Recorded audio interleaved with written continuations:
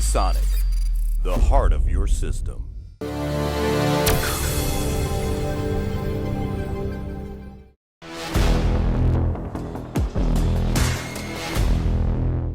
I'm the Awarded for Kit Guru. This case is the Corsair iCUE 465X RGB, and the name pretty much tells you everything you need to know. iCUE is their control software, RGB obviously RGB, 465X clearly a derivative of the 460 which came before, and the fact they call it a smart case in a sense is double naming it. iCUE and smart, one and the same thing. So the main question before I show you inside the case is, what do you think of the front of it? What do you think of the glass panel and the three LL120 RGB fans? Because that is a significant part of this case, both in terms of the aesthetic, obviously, also in terms of the price. Manufacturer's price is £110 here in the UK. I've actually found it online for 115, so it seems to be selling at a very small premium, 110 or 115. Those LL120 fans, however, plus a controller, they're expensive. They're around the £75 mark. So the fans are, you know, 2/3 of the cost of the case as a whole.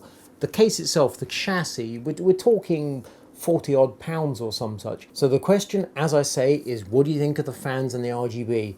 Once you come to a decision, I'll take you on a tour and show you inside the chassis. We remove the main glass panel with 4 thumb screws.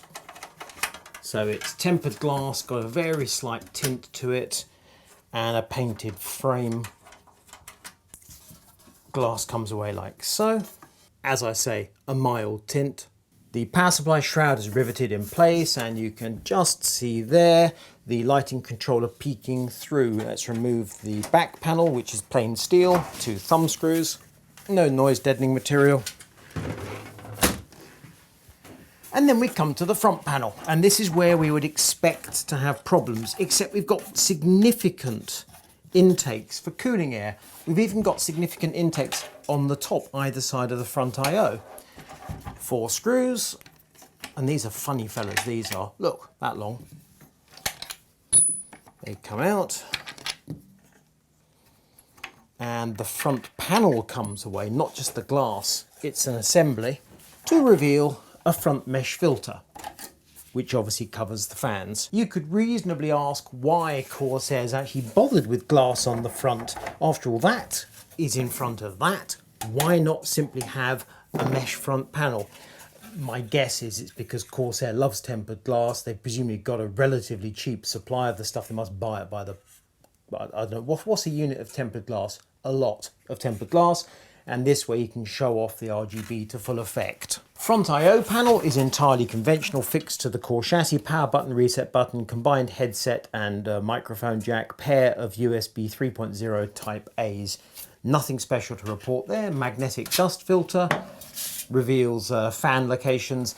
This is a compact ATX chassis. You might get a cooler in the roof. Theoretically you can, but realistically it's going to be fans in the top unless you've got unless you get lucky with your clearance. Actually, VRM coolers and memory height being the main considerations. And you can see you've got offset towards the front of the chassis, which is good. When you have symmetrical fan mounts, that can often prove difficult, and you can mount 120s or 140s.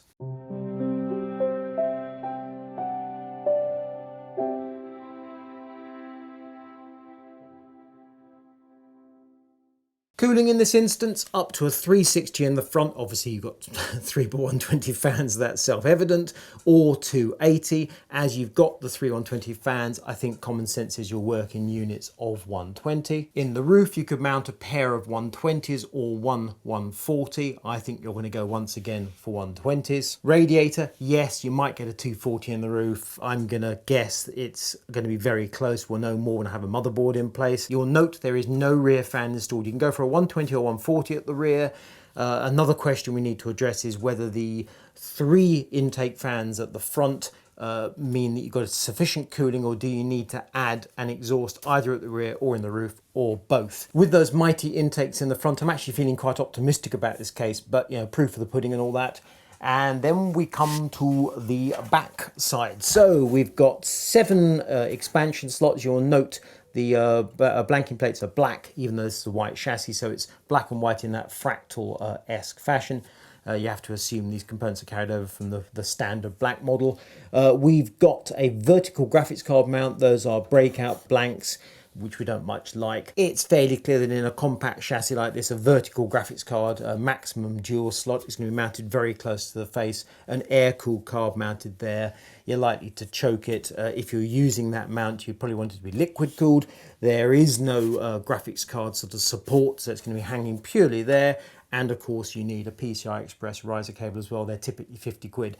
So my guess is in a budget case like this, and despite the overall price, the chassis is relatively budget, I suspect those mounts are unlikely to be used. Power supply slips in and is secured at the rear. There is no detachable plate. We've got the various cables for the front I/O. We've then got cables for the fans. These are the three LL120 fans, which are PWM. So what we have here, those are the PWM connectors for the fans. They need to connect to your motherboard. This is the lighting node core, which is a stripped down version of the various lighting nodes that Corsair supplies with various of its cases and fan kits. The core, compared to the Pro controller, does not support lighting strips, purely handles lighting control for up to 6 Corsair fans, so 3 connected, and you've got options for connecting 3 more. Clearly that could be 2 on the roof, 1 at the rear, which is perfectly okay. The pattern, it is numbered, so you need to go around in sequence to keep the sequence correct. And then you connect the USB header to your motherboard, install Corsair iCUE to control the lighting of the fans, hence the name of the case, the iCUE 465X RGB, which all makes perfect sense. We have 2 drive caddies down the bottom, which are 3.5 2.5s, and that tower is removable should you wish to open up more space in front of your power supply, and if you don't require those drive bays. We've got 2 SSD sleds there. Comes away like so. That one I've not yet undone, actually. There we go. Just about thumb screws. And then you can, if you choose, attach drives directly to those mounting holes there. You can, if you choose, move the lighting controller from that position there, where you'll notice it's hanging off 3 screws and this is in fresh air. You can instead move it to that point there. If you do that, you'll note on the inside face all these holes are exposed. So you're either going to see the screw heads or you'll see the holes regardless. So I'm not quite sure actually why that controller is in this position in the first place rather than mounted to the steel there.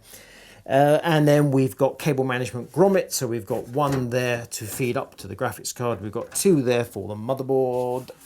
And what do we have in the way of pass-throughs? I suppose we can feed front panel headers, say for audio there, and we can go to the, yes, all right, so that all makes sense. Close for comfort. I mean, the motherboard is going to sit close down the bottom. Around the back, we've got actually a good number of cable tie points all over the place. We don't have hook and loop straps and we don't have a deep channel. This mid plate is angled to give you more space here. There, it's quite close for comfort. That's the bare chassis. And so far I'm actually feeling very optimistic. There are no obvious problems, and that front panel, the way the glass is moved away from the core chassis and away from the filter and the fans, that suggests this case should breathe as well. Ta-da! Now be honest, were you expecting that? Looks quite impressive, doesn't it? There's an awful lot of bling going on, and I have to be absolutely frank with you. I've added in some hardware. I'll take you through it in just a moment, but for now, just look at the RGB-ness and behold. The cooling hardware in the custom loop is all Corsair Hydro X. That's the system that launched at Computex 2019 and that I previewed shortly after Computex. This is the first time I've actually done a build using Hydro X. Corsair's 360mm XR5 radiator is mounted at the front on the 3 stock LL120s. The pump reservoir, there's only one in their range, the XD5, is mounted on the radiator. And then we have the XC7 CPU block and G7 graphics block. Motherboard is by Supermicro Z390. We've got a Core i9-9900K. Graphics card is a Founders Edition RTX 2080. The DDR4 memory is Corsair Dominator Platinum RGB, so that is also controlled by the iCUE software, as I'll show you in a moment. Just as I anticipated, the graphics card sags slightly, but that's inevitable as it's vertical and has no support at the nose of the card. The PCI Express riser cable, as you can see, is from Fractal Design, happens to be a cable I had lying around. Also the pump reservoir, that sort of sags slightly on its rubber mounts. Again, without a top support, that's kind of inevitable, so there is a little bit of skew wiffery going on. I've added another 3 LO120 fans, 2 in the roof, 1 at the rear. In the intro, I think I said you could mount a 140 in the rear. That's wrong, 120 only. The 2 fans going in the roof going nicely, and the filter sits down flat, just as you'd expect, because Corsair knows what they're doing when it comes to fan mounts. Corsair iCUE, you will note there are 4 devices showing in the dashboard. Dominator Platinum RGB is obviously the memory, and I've got that set to a very simple light static. Then we move on to the lighting node core, which comes with a case. I have connected all 6 LL120s, so the 3 originals plus the 3 extras, so LL120 or LL series, and then 6 fans are connected, and that's what's going on with the lighting. That's dead straightforward, again, just a static pattern. Then we have a Commander Pro that I've added. This is handling the PWM function of those 3 extra fans, and is also used to support what are effectively lighting strips, but is my HydroX hardware. The snag I've got, as I'll show you, is that the HydroX kit is actually 3 units, because I've got the CPU block, the pump res and the GPU block. So I've had to add in a Lighting Node Pro to give me 1 extra connection, which in this instance is the pump res. And now we're around the back of the PC, we can see the Corsair RM1000i power supply in limited edition white. So this is the Commander Pro, which is about £60 worth of hardware. That is a lighting node add-in which comes as part of the LL120 kit. That's 75 odd pounds. So those together, you're taking it to about 135 pounds. Let's pull out the rest of this gubbin so you can see exactly what's going on. And there we have the original controller with the 6 LL120 fans all connected. So the 3 originals, those are the 3 add-ins. I've got 3 of those fans connected to the motherboard for PWM control, and 3 of them are connected here. 1, 2, 3. I could connect all 6 to the Commander Pro for PWM. It was just a bit more aggravation. And then we've got add-in USB function for the extra units as well. The motherboard has 1 USB, so the Commander Pro is connected to the motherboard. Then the core unit is connected here, as indeed is the extra lighting unit. Let me be crystal clear. I'm not for 1 second suggesting that if you buy this case, you need to buy a Commander Pro to get full functionality from it. What I am saying is, if you want to add extra fans such as these LL120s, you can handle the lighting function with the supplied hub, and indeed you get extra hardware with the fan kit. However, the PWM connections may cause you a problem. After all, you need 1 per fan and probably 1 for your CPU cooler, so that's 7 in total. Again, I don't think anyone's going to build a custom loop system like this in this case, although why not, it works perfectly well.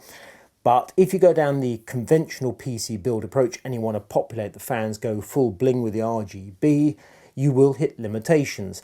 The supplied core unit is limited in its functionality, but it does a perfectly reasonable job. The fact I've chosen to build a full bling custom loop system means that yes, I've had to use a Commander Pro.